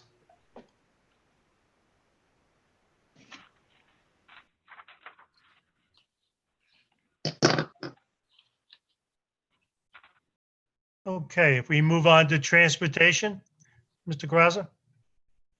Only one, I would move the one and only item that is on the agenda. It's recommended that the board Upon recommendation, the superintendent approve the execution of the following contracts for the transportation of students to and from school-related activities for the 2021 school year as listed in the agenda and the various tables. Do I have a second? Second. Any discussion? I have a question. Are these contracts payable if the events do not take place? I'm assuming these are for extracurricular trips or for field trips or, So I really don't have any. my understanding from our most recent committee meeting with June was that we're locking in the rates for the field trips, but if the field trips don't happen, we don't pay. okay. Thank you. Thank you for remembering that, Spencer. Any other Oh, to discussion? be young again. Sorry. Yes. Any further discussion? I'd ask for a roll call, please. Sanderson, Yes. Mr. Ancliffe, Yes. Mr. Caraza, Yes. Mr. Dunn, Yes. Mr. Arnold, Yes. Ms. Nugent, Yes. Ms. Smith, Yes. Ms. Cadona, Yes. Mr. Kehoe. Yes. Moving on to long-term plannings, there are no items on this one, on this agenda. Next is legal. It is recommended by the superintendent that the Board of Education approves to affirm the petition below. Montague Township Send Receive Agreement. Whereas the High Point Regional High School Board of Education, High Point, and the Montague Township Board of Education, Montague, are parties to a send receive agreement whereby Montague's students in grades 9 through 12 or attend High Point High School. And whereas Montague has filed a petition with the New Jersey Department of Education seeking to terminate the agreement effective immediately. Whereas members of the public are permitted to submit written comments to the Commissioner of Education regarding the possible termination of the agreement pursuant to NJAC 6A:3-6.1. And whereas the record before the Commissioner shall remain open for a period of 20 days from the date of this resolution until 4:15 p.m. on August 17, 2020, in order that interested persons or entities may submit written comments to the Commissioner. Now therefore be it resolved that the following announcement be published in the district's website and transmitted to the district community, and that a certified copy of this resolution and announcement be submitted to the Commissioner within 10 days from this date. The Montague Township Board of Education has filed a petition with the Department of Education seeking to terminate the send receive agreement with the High Point Regional Board of Education effective immediately. Members of the public, including any interested persons or entities, are permitted to submit their own written comments regarding the proposed termination of the Montague High Point send receive agreement to the Commission of Education by no later than 4:15 p.m. on August 17th, 2020. Any written comments submitted to the Commissioner must abide by all of the following requirements. 1, comments shall not exceed 10 pages in length. 2, comments shall specifically address the following statutory standard for the Commissioner's review of Montague's petitioner, i.e., whether the proposed termination of the agreement will result in a substantial negative impact in either the Montague or High Point school districts in one or more of the following areas. A, educational and financial implications. B, quality of education received by students. And or C, racial composition of the student populations. 3, comments shall be submitted to the Commission of Education by email to controversies disputes at doe.nj hp.gov and/or by hard copy addressed to the Commissioner, care of Director, Office of Controversies and Disputes, New Jersey Department of Education, 100 Riverview Plaza, P.O. Box 500, Trenton, New Jersey, 08625-0500. Copies of all comments filed with the Commissioner must also be sent to both the High Point and Montague Boards of Education. For High Point, comments shall be sent via email to sripley@highpointregional.org or by hard copy to High Point Regional Board of Education, 299 Pigeon Hill Road, Wantage, New Jersey, 07461. For Montague, comments should be sent via email to tcapone@montagueschool.org or by hard copy to Montague Board of Education, 475 Route 206, Montague, New Jersey, 07827.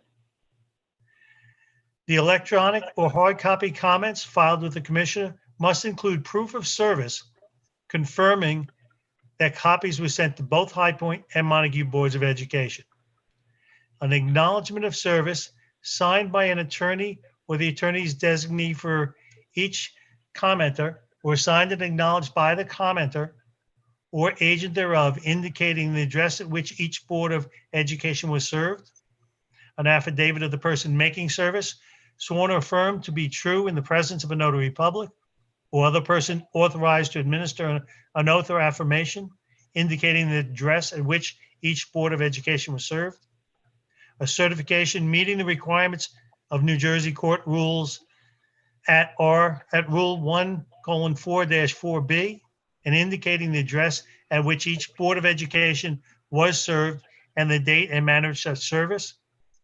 Or D, a copy of the receipt of certified mailing or delivery by messenger to each Board of Education. The return receipt card, green card, is not required for proof of service by certified mailing. The Commissioner may choose to disregard any comments received after 4:15 p.m. on August 17th, 2020. Do I have a second on that motion? Second. Second. Is there any discussion? Could you reread that, please?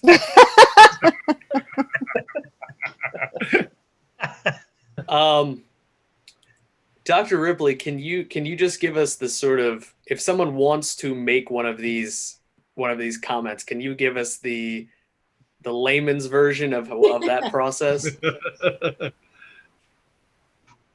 You're muted. So sorry. I did it too. There you are. I'm having problems with my other screen. I'm sorry. It's flickering on and off, and it's hard I can't read the resolution. So this has been going on for the last couple of weeks. The Montague Board put out this resolution last Monday, and what it stipulates is that there are certain criteria under which the Commissioner's office is looking for feedback from the community, and it includes I think it's stated in the resolution. I was trying to read it, but it keeps flicking on and off at the perfect time, of course. And so it stipulates that there's certain criteria by which people can respond, and they have 20 days to do so. And so 20 days from Montague's date would be August 17th. Very good, thank you. And from that's ours. August 17th is ours. Theirs would be a week earlier than that. I think the 9th. I'm not sure, 9th or 10th. Nevertheless, so anyone interested in providing feedback in the community, anyone can do so. They need to send an email to, as it was stated, to the superintendent at Montague, the superintendent at High Point, and the commissioner, which is listed as controversies and disputes. They also so stipulated, the commissioner's office, that the attorneys could be included or in lieu of the superintendents. And so we've been compiling and receiving those comments and that feedback for the last week plus. Can I ask for so my guess is that I think the proof of service is where it gets a little bit confusing to some people. So anybody, Bill or Joe or Dr. Ripley, would you recommend then if they're sending it via email that they just send it to the commissioner CCing both parties, and that would be enough for proof of service? Absolutely. They those three parties or the commissioner's office, which is listed as controversies and disputes, must be included on every correspondence. Subsequent to the initial statement, initially it was stated that we believe that it was stated that it had to go to both school districts through the superintendents. But I guess the commissioner's office has stipulated that the attorney's offices could be included as well, or in lieu of the superintendent. So they've also been receiving some as well. But the controversies and disputes must be included. The superintendents must be included. If you don't include the superintendents, you must include the two attorney firms. Okay, thank you. Leanne, I believe, as Dr. Ripley, correct about that, but it does require, whether it's an email or hard copy, that some proof of service. If they do not submit the proof of service also, the commissioner could, in its discretion, not consider the submission. Okay. Thank you. We did see clarification. I'm sorry. We did see clarification regarding that very item. Again, I want to reiterate that my screen is blinking and I'm trying to read through the blinking, so it's quite distracting. So if I'm reiterating something that was already said, please forgive me. We sought clarification on that, and it is permissible to send it through a third party, a letter or something else in case. I don't know if that's even what you were talking about. If you did not have the ability to send an email, a letter through a third party is certainly permissible. Thank you. Dr. Ripley, I think there's 3 criteria that they want the communication to address: the educational, financial implications, quality of education, or racial composition. Yes. On the financial implications, do most people realize the significant loss of revenue that the school would occur at the school should there be a breaking of the send and receive agreement? I think that's very prudent to communicate that this evening. We have received in many of the feedback, the feedback comments, they have referenced that. It is a significant amount of lost revenue that would High Point would endure, and truly, it would be significant, anywhere from 1.2 to 1.5 million per year. Ultimately, if this were to be severed, I'm not stipulating a position. I'm merely stating the fact. And that's and it. I'm also- sorry. May I just finish it? And is that in addition to the already proposed cut from Trenton support of approximately $1 million next year? Yes, we're looking at the possibility of 3 more years of state aid cuts, which could amount in total to $3 million. We've already, I think it's already up to 2.4 million in the first 4 years.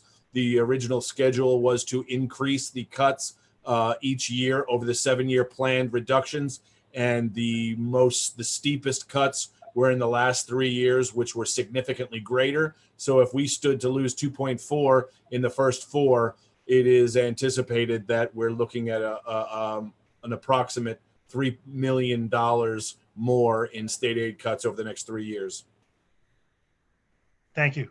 And my comment along with that, Bill, is that on that letter A, along with financial implications, it says educational and financial implications. And educationally, not just losing the money, but losing the student population reduces the number of kids we have, reduces the number of course offerings and programs. And it would have a major impact, negative impact on what we would be able to offer to the students in the district. So obviously the money is a big deal, obviously, but educationally, not just the money, but the lack of students would affect what we could offer. I agree. All right, any other discussion? Seeing no other discussion, can we have a roll call? Mr. Caraza? Yes. Mr. Caraza? Yes. Mr. Dunn? Yes. Mr. Arnold? Yes. Ms. Nugent? Yes. Ms. Smith? Yes. Mr. Dona? Yes. Mrs. Anderson? Yes. Mr. Ancliffe? Yes. Mr. Kehoe? Yes. Moving on to correspondence. We have no correspondence of which I'm aware this month. Miscellaneous. Does anybody have a subject that they want to address here? I have something. I just wanted to bring up, just for the board in general, as an idea going forward, as we continue with these virtual meetings. I noticed we have great attendance tonight, which is good to see. But just to a suggestion, and I believe it's something that the Sussex Wantage District does when they have board meetings. They send out, they do like an all call through text and email with the Zoom information, the link, in order to get into these meetings and watch them proceed. And I think that just making them as accessible and as, get the information out there as much as possible only stands to benefit our relationship with anybody watching. So. All right, Spencer Arnold, how do you know how many people are watching? What did you click on that I don't know? You can see the YouTube link if you go to High Point's page. Oh, okay, so you're on you have two screens going on? I did, but it was tanking my internet, so I stopped doing that. All right. Mhm. Okay. I also think we should consider, once we are able to get back in person, consider keeping the remote piece open if it's not too difficult, because if people should be able to access this information whether they can get to the school or not, regardless of a pandemic. So I think that would open up communication as well. Yeah, I agree. I'd like to take a minute to acknowledge Dr. Ripley and the whole administration. I think we've discussed it before with the reopening plan and all the efforts. We discussed it, recognizing them, with giving some ability to carry over unused school days. But the tremendous burden that they've gone through and are still going through since March, with ever-changing guidelines or no guidelines in which to follow, trying to get the year done, get the kids educated, get a graduation ceremony, get a plans for reopening. I just want to commend you, Dr. Ripley, and all your administration for the incredible amount of time, energy, and effort that you all put in to keep the school going. Thank you. I agree. Second that.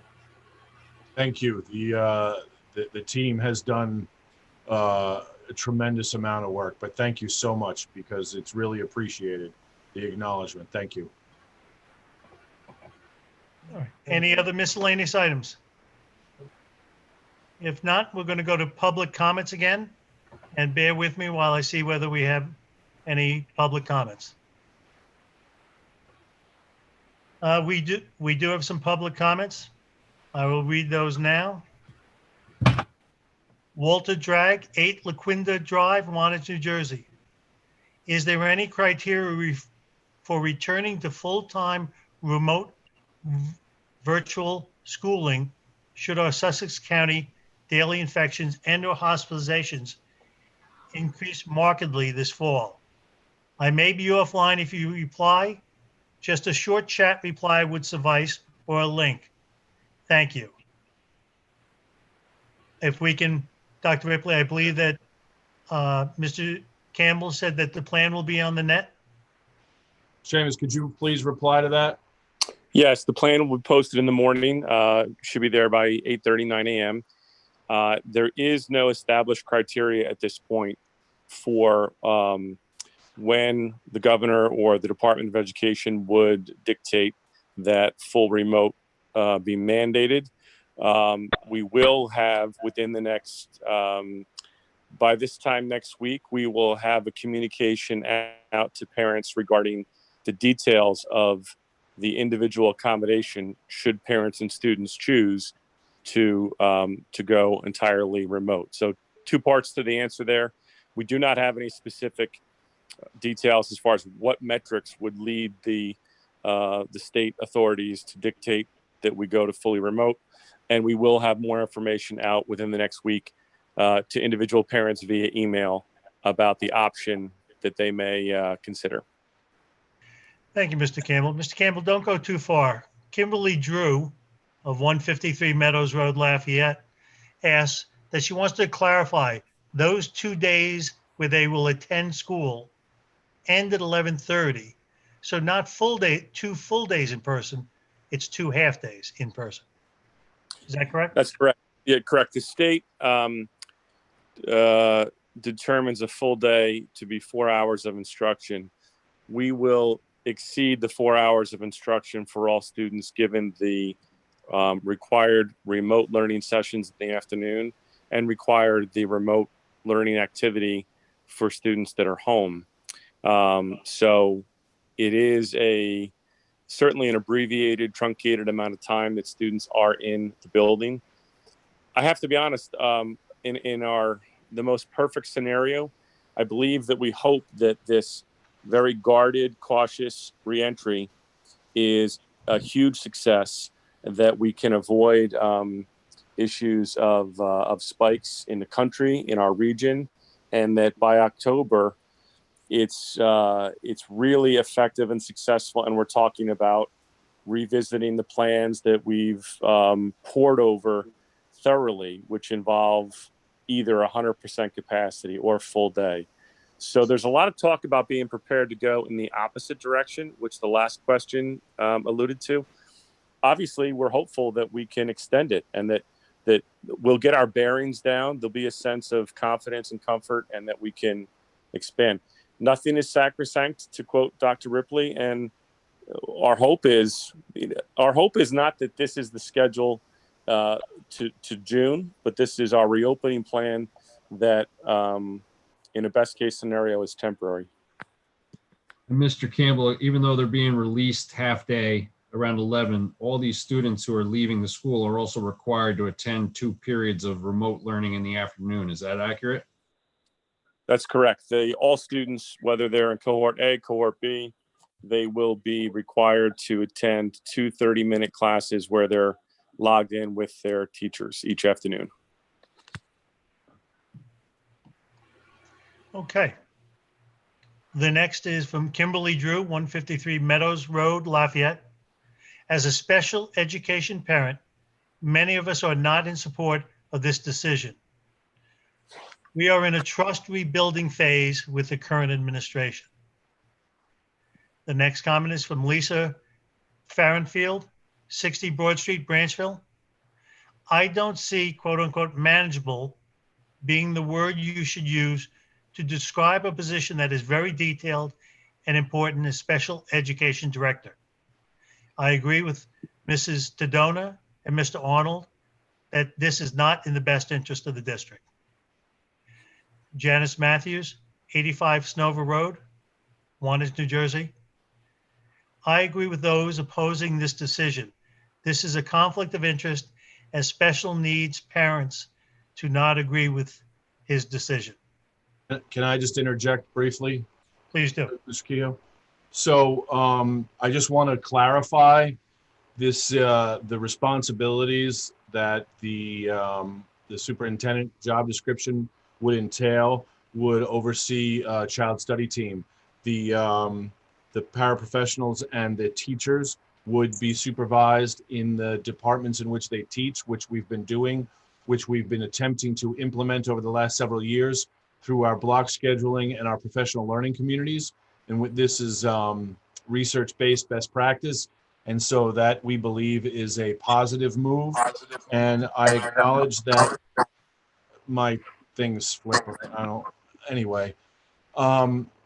again, I don't want to downplay the switch or the change in responsibilities, but the fiscal issues with which we're contending, the opportunity to we're in a situation where we're looking at profound state aid reductions, and to hire a position rather than reducing a position is not fiscally manageable. I'm not mitigating the importance of child study team. As a matter of fact, it is something in which that I've been involved, increasingly involved. I wouldn't say that, please do not misunderstand me. I'm not suggesting that I've been running it in any capacity whatsoever. Mr. Carter has, but I just want to say that I have been increasingly involved over the last year plus.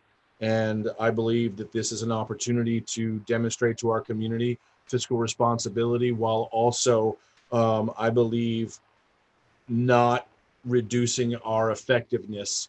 Hopefully, the changes will strengthen our administrative team, and it is my hope, my sincere hope, and my expectation that this will quickly be evident that this is a positive, effective implementation. So I understand your concerns. I just wanted to clarify the job distribution or the job responsibilities. Thank you. Dr. Ripley, may I ask you a question on that? Yes, sir. If somebody wanted to elevate a decision up the ladder from the special education director, it would normally then go to the superintendent? It would generally go to the principal. Uh-huh.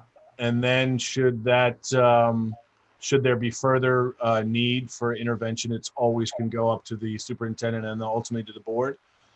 So in this construct, what we would do is maintain that same process, and any concerns or questions regarding an issue would go to the principal at that point. Didn't we discuss that should it be elevated past that, we would allow it to go directly to the board? So to take away the appearance of a conflict of interest? That's absolutely always a possibility. I don't know to what extent we fully vetted that, but that's always a possibility. But the initial recommendation would be to follow our current course through the principal. And then if that proved not to resolve any possible issues, it would always, could always move on to the Board of Education. Okay, thank you. The next two individuals did not give their address. Oh, excuse me. One did not give their address, but I think I know where she lives. Pam Flynn, I believe she's from the borough of Sussex, states, the Sussex County School Nurse Association is not supporting this stand. We want students to continue to be immunized and have their annual physical by their physician. As a follow-up, if a student has an unknown cardiac condition and participates in a sport and something happens to that student, the district would be devastated, period. Healthy visits are being offered by our local physicians. Parents need to take their students for annual checkups. Dr. Ripley, could the district provide the statistics on enrollment, the financial impact, and the racial disparities that will be affected? I'm assuming she means relating to the Montague Send. Right. I know our graduation rate is higher than Port Jervis. I was part of the Board of Ed that started the Send Receive and would like to support the continuation of the contract. Oh, I'm sorry, here it is. Thank you, Pam Flynn, 19 Grove Street, Sussex. Yeah, I could comment on that if you'd like. The statistics on enrollment, we would lose approximately 80 to 90 students. Currently, whether that would increase, currently I think we're at about 85. The financial impact we discussed already would be anywhere between $1 to $1.5 million, depending upon the number of students we are enrolled. And the racial disparity the racial component would also change the makeup and decrease High Point's Diversity. yeah, diverse, that's the word, thank you. it would decrease High Point's diversity. Yes, it would have an impact in that regard. Thank you. Melanie Portilla, 31 Deckertown Turnpike, Wantage. It's distressing and disheartening that once again, budget issue solutions to make cuts of sorts to special education. I doubt it is your intention, but you minimize our special needs students by discussing numbers in our area instead of focusing on the needed position at High Point. We have, hold on one second, I'm sorry. And then it's broken up. And then it says, we have finally made strides at special education programs at High Point through parent and administration collaboration. This change will leave our students at a disadvantage.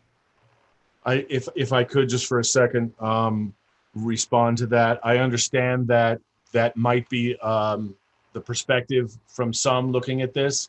I assure you that in no way are our special needs students being minimized. As a matter of fact, I think that the construct is strengthening, hopefully, as a matter of fact, focusing on our special needs students. And I assure you that there will be no loss in focus and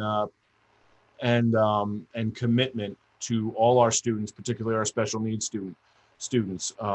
It's very important, as I have engaged in the Special Education Parents Advisory Group, and I believe we've met on a number of occasions. I intend to inspire your trust in this construct because I believe that it is in the best interest of our district, and I assure you that all that can be done will be done to ensure the well-being and the success of all children, and especially our special needs children.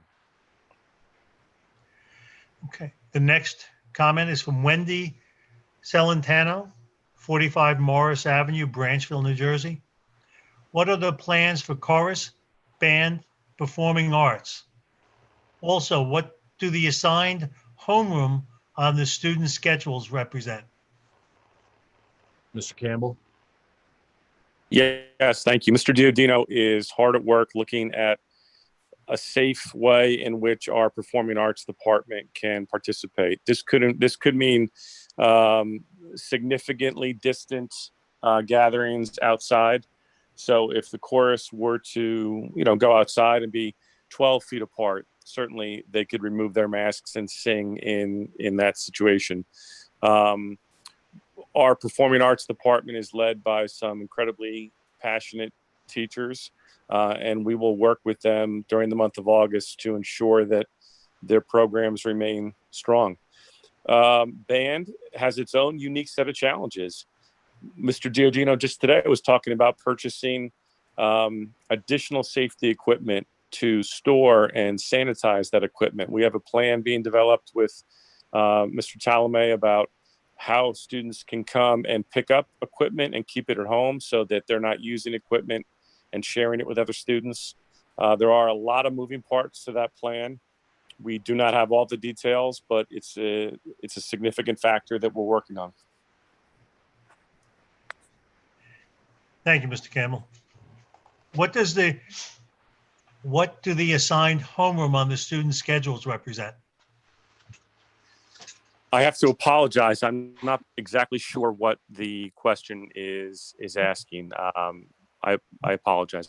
I apologize also, nor do I.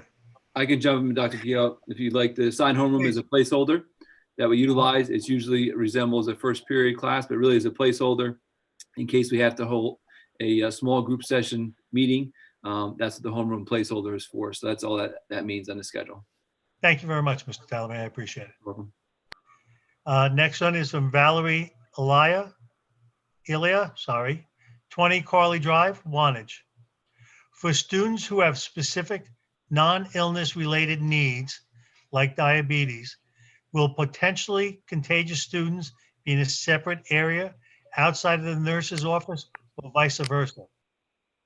So we will take our direction from the New Jersey Department of Health, and should we get any positive COVID identification, we will follow their directives, and the almost certainty would be that that individual would be quarantined and removed from the the daily schedule so as to ensure the health and well-being of all students and staff. Potentially contagious is somewhat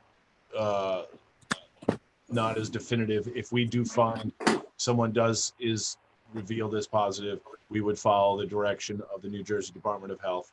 We would not separate anyone in the nurse's office in any capacity because for a number of reasons.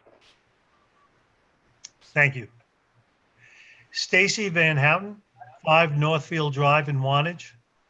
With the last 2 periods being remote every day, it will be difficult for working parents to have their children involved in sports if it means having to drive them back to school at 2:30 for practice. Yes. So one of the provisions the state has announced is that during the first 2 weeks of school from approximately September 1st through the 15th, no athletic teams are allowed to have contact. So there will be no practices or games. We're hopeful that if we are in a good position and able to do so, that we can begin to provide structured study halls and other supervised activities to accommodate that problem. At this point, we're not locked into that because in the spirit of the state's directive, our first concern is to get 2 weeks under our belt, make sure that we're safe and functioning properly. And then when athletics resume in the middle of September, we will begin to explore how to support parents and student athletes with transportation. We will also have the late bus, which will be bringing students home. I understand the question is about the other end of the schedule, but we are very cognizant of that and hope that we can support those needs. Thank you, Mr. Campbell. Mr. Campbell, you said you have a number of stakeholders involved in the reopening efforts? Yes, we have over 80 stakeholders that are on our reopening task force. And those people are listed in the report that you'll be on the website? Yes, their names appeared briefly this evening, but they will be listed tomorrow morning when the reopening plan it goes on the website. In fact, we may even have it up later tonight, but if not, it will be on first thing in the morning. And our stakeholders, we thank them for their time and their effort, and they'll be recognized on the plan that's posted. Thank you very much. We have no other comments, and I want to thank the public for attending today, and especially for all the comments that we received. Non-committee board member reports or comments? Hearing no non-committee board member reports or comments? Other business? Fran? All right, for the purpose of disclosure and in accordance with the Open Public Meeting Act, the High Point Regional High School Board Office has received and responded to the following OPRA requests over the past 2 months. We will continue to provide more. On July 2nd, we received a request from Kathleen Gorman for the superintendent's contract. It took approximately 15 minutes. We copied it and we sent it to her digitally, so there was no fee. Other than that, that was it. Thank you very much. At this point, I'll accept motions to adjourn. So moved. Do we have a So moved. second? Second, third, whatever. All in favor? Aye. Any opposed? Hearing no